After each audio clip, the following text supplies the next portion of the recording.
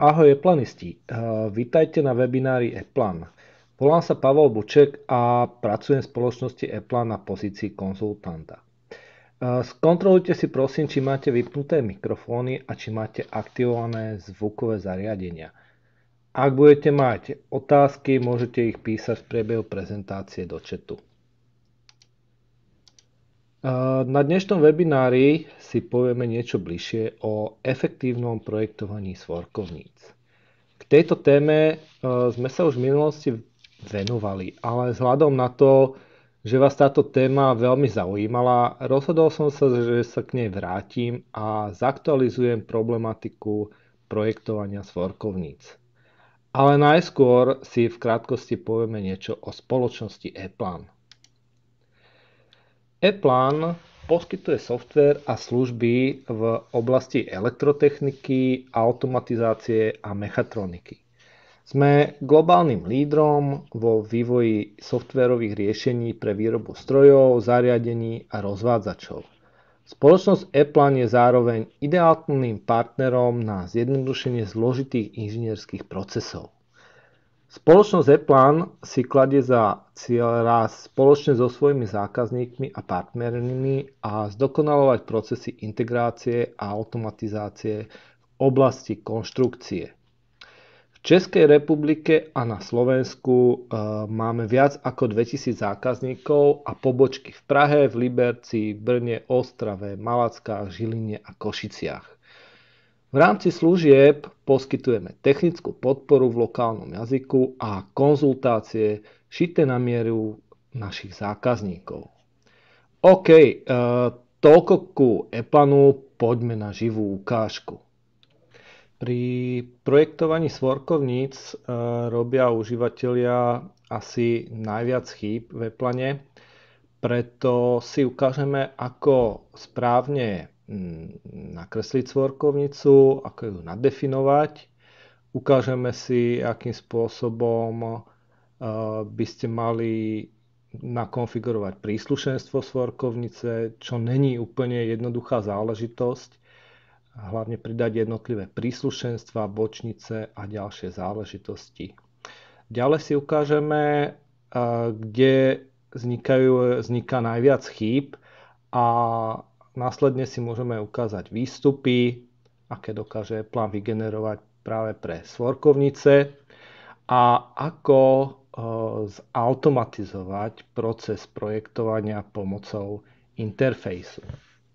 Tak, pre svorky a svorkovnice používame základný symbol z knižnice. Začneme úplne od začiatku, od tých najjednoduchších vecí a postupne sa prepracujeme až po samotnú automatizáciu tohto procesu. Tak, máme tu svorku X, kde vidíme, kde je vstup na svorku a kde je výstup zo svorky. Kde je interný, kde je externý cieľ. Čiže tam, kde je zvýraznená grafika, sa pripája žila a z druhej strany, z druhého napojenia pripájame kabel. Tak, zoberiem si svorku a chytím, zmačknem, natiahnem a Eplan nám vloží svorkovnicu a očísluje jednotlivé svorky. Tak, pokiaľ budem pokračovať v rovine, tak mi bude dávať svorky do tej istej svorkovnice. Tak, vrátim naspäť, hej, a pokiaľ budem chcieť novú svorkovnicu na tomto druhom motori, zmáčknem čarovnú klávesu Shift, podržím Shift, natiahnem a v tomto prípade mi Eplan vytvorí novú svorkovnicu. Niečo podobné platí aj v prípade, keď vytvárame svorkovnicu ne vodorovne, ale zvislo. Otočím si, hej, a pozrite, čo sa stane. Pokiaľ natiahnem z hora dole, tak mi vytvorí pre každú svorku novú svorkovnicu. Čo není úplne dobré, že áno. Vrátim to naspäť. Hej. Ako kresliť? Najprv si vložím prvú svorku, je to svorkovnica X3. Teraz nastavím sa pod túto svorku, alebo hoci kde inde, podržím klávesu Shift, zase čarovná klávesa Shift, natiahnem a vidíte, že mi Eplan vytvoril jednu svorkovnicu a očísloval svorky priebežne. Tak, čo je nutné, aby sme zadefinovali typ svorky? Tak, vidíte tu, že mám tu P-svorku a toto je potrebné v svorkovnici správne zadefinovať. Označím si všetky P-svorky, dám si vlastnosti a zmením definíciu funkcie. To znamená, poviem, ty nie si svorka všeobecná s mostíkom dve napojenia, ale ty si svorka P s lištovým kontaktom dve napojení. OK. Tak. Môžeme ešte zmeniť označenie na PE. Tak. V tomto prípade, pokiaľ sme zadefinovali správnu definíciu, tak Eplan bude automaticky vytvárať mostík tak, ako by mal byť správne zapojený. Čo sa týka samotných mostíkov, môžeme vytvárať jednotlivé mostíky pomocou T-spojov, T-spoj vpravo, T-spoj vľavo, medzi to vkladáme symbol mostíka. Takéto niečo. Druhý spôsob, ako vytvoriť mostík, je pomocou špeciálneho symbolu svorky. Nájdete to zase v knižnici symbolov a je to taká tá svorka, ktorá má vstup, výstup a zároveň automaticky vytvára mostík. Vložím si svorku, pokiaľ tieto svorky budem ukladať v rovine, tak nám automaticky bude vytvárať mostík. Takto. Tam, kde budeme chcieť ten mostík prerušiť, môžeme vložiť tzv. Prerušovací bod. Tak. Ako náhle ho vložím, tak sa mostík preruší. Toto funguje všeobecne vo schéme všade tam, kde chceme prerušiť spoj. Pokiaľ chceme vedieť, ako sú zapojené mostíky svorkovnici, označíme si svorku, ideme do záložky prístroje a dáme spracovať svorkovnicu. Tu vidíte jednotlivé svorky v takej tabulke, ako sú usporiadané na dynlište. Vidíte, ako sú zapojené mostíky, prípadne odkiaľ kam vedú jednotlivé spoje. Môžeme si tu svorky usporiadať. Môžem presunúť tú svorku na iné miesto v tej svorkovnici, tak ako budú potom osadené na dynlište. Prípadne môžeme pridávať zoraditeľné príslušenstvo. Pridám si to príslušenstvo, pridám si tu nejakú deliacu stenu, prípadne si tu pridám tú ukončovaciu svorku. Takto. Aby ste mali kompletný zoznam materiálu pre jednotlivé svorkovnice. Tak, ďalej tu môžem vytvárať poschodové svorkovnice a ďalšie veci, to si ešte ukážeme. Tak, ďalej, čo tu môžeme robiť, je, že môžeme automaticky usporiadať jednotlivé svorky v svorkovnici. Buď podľa toho, ako máme očíslované svorky, alebo podľa externých káblov, ako sú prepojené jednotlivé žily kábla, alebo podľa toho, aby sme mali čo najjednoduchšie vytvorený mostík na svorkovnici. Takto. Tak. Prípadne môžeme prečíslovať svorkovnicu. Ďalšou skvelou vecou, ktorú odporúčam pri projektovaní svorkovníc, je navigátor svorkovníc. Tu pekne vidíte jednotlivé svorky, ktoré máme v projekte. vidíte v každej svorkovnici počet svoriek a môžeme jednoduchým spôsobom si tú svorkovnicu vyhľadať, konkrétnu svorku alebo svorkovnicu, a máme dokonalý prehľad o tom, aké máme svorkovnice v projekte, prípadne môžete si danú svorkovnicu vyhľadať zo schémy priamo v navigátore. Tak,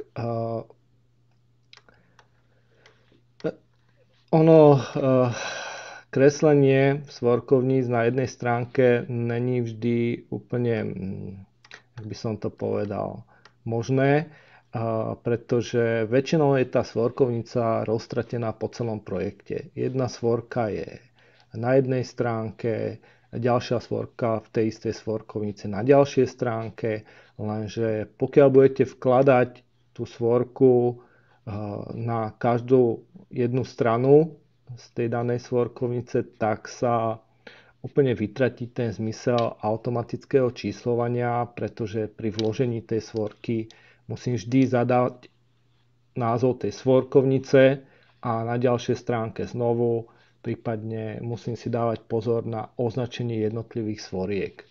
Tu dosť často, pokiaľ nemám prehľad, aké mám použité svorky, alebo nemám zapnutý navigátor, vzniká dosť veľa chýb, duplicitné označenie jednotlivých svoriek a tak ďalej. Hej. A samozrejme, hlavne vytráca sa nám ten zmysel toho automatického očíslovania svoriek. Preto odporúčam robiť to trošku iným spôsobom. My si totižto najprv vytvoríme svorkovnicu priamo v navigátore a potom ju budeme priamo vkladať do schémy. Tak, idem do navigátora svorkovníc, kliknem pravým tlačítkom a dám si nové funkce. Tu vytvárame svorkovnicu bez artiklov. Pokiaľ už vieme konkrétny artikel danej svorky, môžeme si tu zvoliť nové svorky prístroje, kde si zvolím konkrétny typ svorky. Ja dám všeobecnú svorku, zadefinujem si úplné označenie, bude to svorkovnica X100 a zvolím schému číslovania. Môžeme si dať svorky 1 až dajme tomu 30. Čiže budeme vytvárať 30 svoriek do tejto svorkovnice. Ďalej tu môžeme vytvárať aj poschodovú svorkovnicu, kde si zvolíme počet poschodí. Tak, dám OK a v navigátore sa nám objavila svorkovnica X100. Tak, idem teraz do schémy a tam, kde potrebujem tie svorky použiť, pekne z tohoto navigátora chytím a drag and drop priamo do schémy. No, vidíte, že pekne teraz už nemusím pozerať na to, ako tú svorkovnicu očíslovať, ako očíslovať svorky, prípadne vidím v navigátore, ktorá svorka už je použitá a ktoré mám ešte voľné. Hej. Dokonca môžem si takto označiť 2, 5, 13, chytím, hej, a pekne osadím takto napríklad. Hej. 2, 5, 13. Dám tu ešte 15. Hej. Drag and drop, jednoduchá záležitosť a pekne mám prehľad a iba vkladám jednotlivé svorky do svorkovnice. Hej. Takisto si môžem označiť v tomto navigátore jednotlivé svorky, dám si vlastnosti a premením si tieto svorky na P. OK. Označenie dám ako PE. Hej. A môžem ich vkladať z navigátora tam, kde potrebujem. Tak.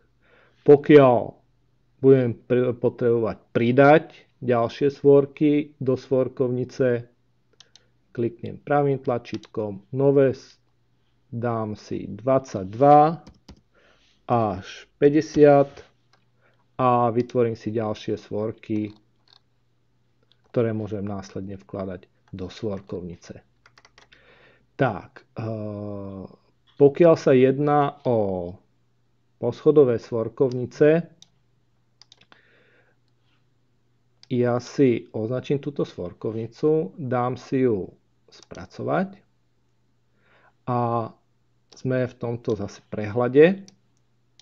No, teraz, keď chcem vytvoriť poschodovú svorku, označím si prvé 3, hej, a dám vygenerovať vícepatrovou svorku. No, alebo môžem si označiť všetky, takto, a dám si vygenerovať vícepatrové svorky. Tu si zvolím počet poschodí a on mi vytvorí zo všetkých svoriek poschodovú svorkovnicu, kde máme 3 poschodia. Tak, teraz, pokiaľ robíte svorkovnicu, kde máte, je to špeciálna svorka alebo svorkovnica, kde máte napájanie snímačov, tak väčšinou to býva tak, že máte na jednom poschodí plus, na druhom minus a potom máte signál. Plus a minus bývajú medzi sebou prepojené. To znamená, ono sa to v schéme dosť zložito kreslí, lebo musíte jednotlivé poschodia prepájať cez prerušovacie body. Dá sa to spraviť aj trošku iným spôsobom. Označím si prvé poschodie, takto. Hej, a dám tu, že vygenerovať ručný spojovací mostík interný. Tak, on mi vygeneruje mostík. Pozor, ale tento mostík není vidieť v schéme. Bude vidieť iba vo vyhodnotení, čiže museli by potom zapájať jednotlivé svorky priamo z toho vyhodnotenia. Väčšinou to býva tak, že práve tento typ svorky, pokiaľ sa zoradí na diništu v jednej svorkovnici, tak ten mostík sa medzi nimi vytvára automaticky. Hej? Takže pokiaľ to spravíme takto, v podstate inak sa to namontovať ani nedá. Hej? Čiže tam nám odpadne tá nutnosť prepojovať jednotlivé poschodia medzi sebou pomocou prerušovacích bodov, čo je dosť peklo. No, tak, dáme OK a teraz už máme jednotlivé poschodia. Hej. Čo sa týka samotného značenia jednotlivých svoriek, môžeme tú svorkovnicu automaticky očíslovať. Hej. Dáme si tu očíslovať svorky a máme tu jednotlivé schémy. Numericky zadáme počiatočnú hodnotu, môžeme pridať príponu alebo predponu. Hej. Prípadne pokiaľ máme vo svorkovnici P, N a SH svorky, pokiaľ ich označujeme ako P alebo N, tak samozrejme nechceme, aby nám ich plán automaticky očísloval. Čiže máme to nastavené, že nemeniť. Hej. Dám OK a pekne mi ich prečísluje podľa toho, ako sme si nastavili. No. Tak, dám ešte raz očíslovať a zvolím si tú inú schému. Iniciátory. V tejto schéme je nastavené, ktorá svorka ako sa bude volať a my si môžeme vytvárať vlastné schémy, pokiaľ máte nejaké špecifické označenie svoriek.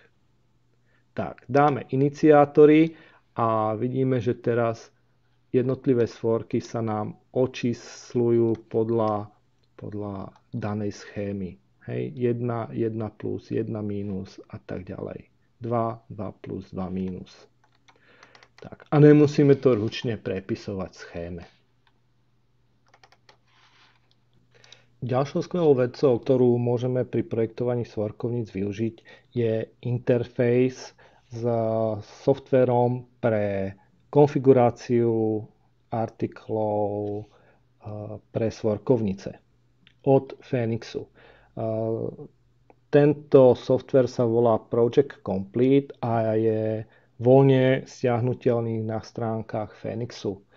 Podobný software má aj Weidmiller a tiež slúži práve k tejto činnosti.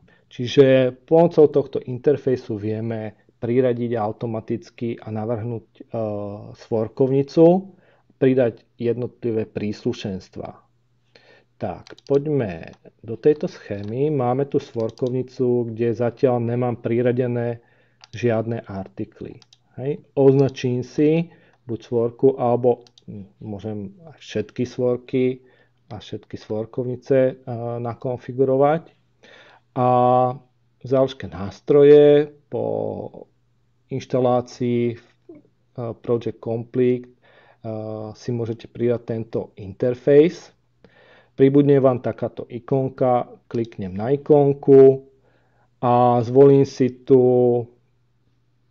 typ sforiek. Buď máme ST, PT, UT alebo QTC. Ja si zvolím PT-čkové svorky.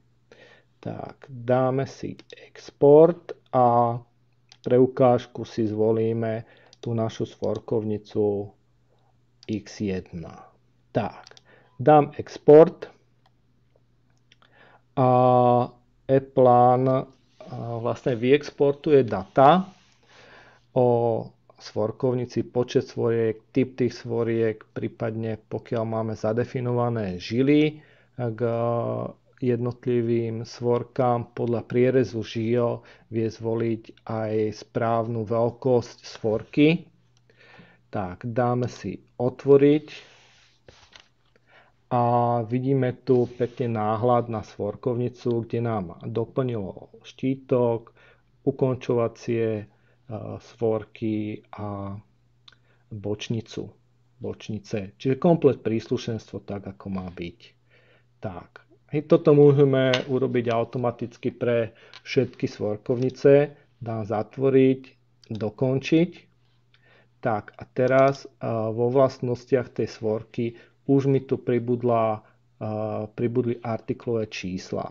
Hej. Máme tu jednotlivé artikly, máme tu príslušenstvo priradené a nemusím to ručne vyberať, alebo samotná konfigurácia jednotlivých artiklov, jednotlivé veľkosti a typy tých svoriek, ono to není jednoduché nakonfigurovať tak, aby to všetko sedelo. Takýmto spôsobom viete dostať z ePlanu kompletný menu kúsovník pre jednotlivé svorky a vo výrobe už nemusia rozmýšľať nad tým, aké typy svoriek tam použiť, jak ich zoradiť, prípadne jakým spôsobom ich poukladať a zoradiť na Dynlistu. Poďme si ukázať teraz generovanie svorkovníc. Svorky sme si naprojektovali, zadefinovali sme si artikly a teraz my si ukážeme jednotlivé výstupy. Tak, spustím si vyhodnotenia a pre svorkovnice máme také 3 základné typy vyhodnotení. Je to zoznam svorkovníc, kde máte vypísané jednotlivé svorkovnice a údaje o svorkovniciach a potom máte plán svorkovnice. Väčšinou býva v takej tabuľkovej forme, ale je tam aj grafická forma. A potom taký podrobný diagram, to je plán napojení svorkovnice. Tak, vyhodnotím si. A tu máme plán zoznam svorkovníc. Máme tu vypísané jednotlivé svorkovnice, ktorá je prvá svorka, posledná svorka, prípadne koľko má P svoriek, N, celkový počet a je tu odkaz na jednotlivé vyhodnotenia daných svorkovníc. Potom tu máme plán napojení svorkovníc. To je taká grafická forma, kde je zobrazené, ako sú usporiadané jednotlivé svorky na Dynliste a kam vedú jednotlivé žily, prípadne tu vidíte zadefinovaný kabel na svorkovnicu a tak ďalej.